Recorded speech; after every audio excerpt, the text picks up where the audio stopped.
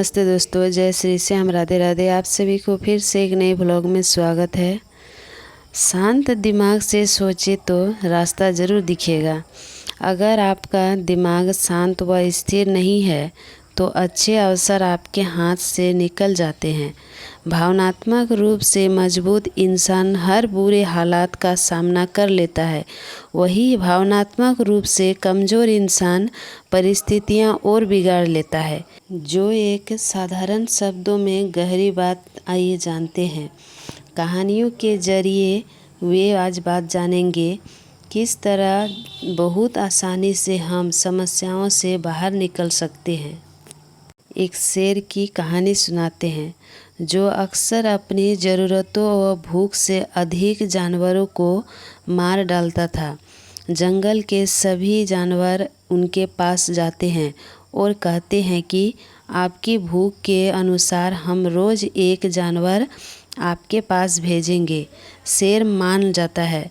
रोज़ाना एक एक जानवर शेर के पास जाने लगता है। एक दिन खरगोश की बारी आती है। हंसता खेलता खरगोश शेर के पास जाने के लिए निकलता है। बीच में प्राकृतिक दृश्यों को देखने में वह व्यस्त हो जाता है। शेर के पास पहुंचने में उसे देर हो जाती है। शेर गुस्से से तिलमिला उठता है। खरगोश को वह देर से आने का कारण पूछता है। खरगोश कहता है कि महाराज, मैं तो आपके पास ही आ रहा था, लेकिन रास्ते में मुझको एक दूसरा शेर मिल गया था जिसने मुझे रोक लिया। यह सुनकर शेर अपना आपा खो देता है। वह कहता है कि मुझे दूसरे शेर के पास ले चलो, मैं उसे मार डालूंगा। खरगोश उसे कुएं के पास ले जाता है और कहता है कि शेर इसके अंदर छिपा है। शेर अंदर झांकता है। अपनी परछाई की दूसरा शेर समझ कूद पड़ता है और मर जाता है। यही कहानी हमें सीख देती है कि हम शेर की तरह अपना मन अशांत न करें, गुस्से में गलत निर्णय न लें। खरगोश का व्यवहार हमें सिखाता है कि हम परिस्थितियों से घबराए नहीं, अपनी ज़िंदगी को खुलकर जिए। खरगोश वह जानता था कि शेर उसे खा जाएगा।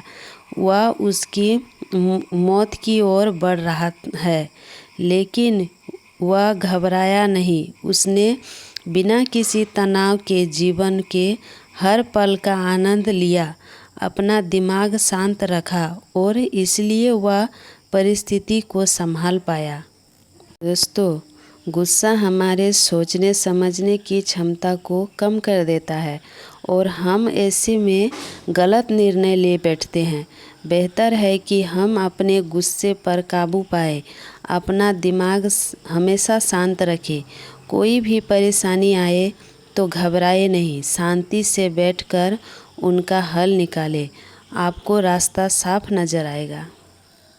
क्या है ना दोस्तों, एक अच्छा और महान जीवन क्या है? यह अच्छी तरह जिए गए दिनों की श्रृंखला ही है। सरल अर्थों में कहे तो अगर हम दिन अच्छी तरह जिएंगे तब जीवन खुद ब खुद अच्छा लगेगा। आज बेहतर करने पर एकाग्र हो तो पूरा जीवन अच्छा होगा। क्या है ना, अपने दिन की शुरुआत 10 ऐसी चीज़ें लिख कर करें जिनके लिए आपको अपने जीवन में कृतज्ञ होना है। मसलन आपके रिश्ते, मित्र, कामकाज आदि। 30 मिनट का समय निकालकर अपना विवेक बढ़ाने वाला साहित्य पढ़ें ताकि आपका नज़रिया फिर से बहाल हो सके और आप खुद को प्रेरित कर सके। आज की दुनिया में बहुत बड़ी तादाद में लोग अपने बौद्धिक पोषण के बजाय टेलीविज़न देखने में ज़्यादा समय देते हैं, जबकि हम एक ऐसी दुनिया में रहते हैं जहां विचार ही सफलता के कच्चे माल हैं। सबसे सफल तथा संतुष्ट व्यक्ति वे हैं जो सर्वोत्तम विचार सोचते हैं। हम जो जानते हैं केवल उन्हीं के आधार पर कर्म करते हैं। और जब हम बेहतर जानते हैं तो हम बेहतर चुन सकते हैं। 5 मिनट का वक्त लेकर अपने दिन की योजना बनाइए और उसके अनुसार दिन का बाकी वक्त बिताइए। इसके अलावा 3 ऐसे छोटे लक्ष्य तय करें जिन्हें आप इस दिन हर हालात में हासिल करेंगे। ऐसा भोजन करें जो कि कोई अपने जीवन का सबसे अहम, स्वादिष्ट और तैयारी करने के लिए लेगा। अच्छा भोजन अपनी आदत में शुमार करें। पर्याप्त मात्रा में पानी पिए ताकि आप अपनी सबसे बेहतर शारीरिक स्थिति में बने रहे। दिन के आखिरी में अपने दिन के बारे में लिखें। चिंतन करें कि आपने दिन कैसे बिताया। अपने कार्यों का मूल्यांकन करें और उन क्षेत्रों की पहचान करें जिन्हें आपको आगे और बेहतर करना है। अपने दिन को जीत के भाव के साथ ख़त्म करें। ये छोटी छोटी जीतें, जैसे जिन बातों पर आप कायम रहे या वादे निभाए, सच बोला, व्यायाम किया, आनंद उठाया और जो सबक आपने आज सीखे अथवा अंतर्दृष्टि पाई उसके बारे में विस्तार से लिखें। क्योंकि अगर आपको पता चले कि जो तोहफ़ा आप सामने वाले को उसके जन्मदिन पर दे रहे हैं वही तोहफ़ा आपको उनके जन्मदिन पर वापस मिलने वाला है, तो क्या आप सामने वाले को बुरा तोहफ़ा देंगे? आप उसे अच्छा तोहफ़ा ही देंगे ताकि आपके हाथ में भी अच्छा तोहफ़ा आए। हमारा जीवन भी कुछ ऐसा ही है। हम जो कर्म करते हैं वही हमारे पास लौट कर आते हैं। इस बात को आप जितना जल्दी जान ले बेहतर होगा। हम में से कई लोगों को यही लगता है कि कोई भी क्रिया या शब्द ही हमारे कर्म होते हैं, लेकिन सच्चाई तो यह है कि हमारे द्वारा सोची गई अच्छी और बुरी बातें भी कर्म में ही आती है।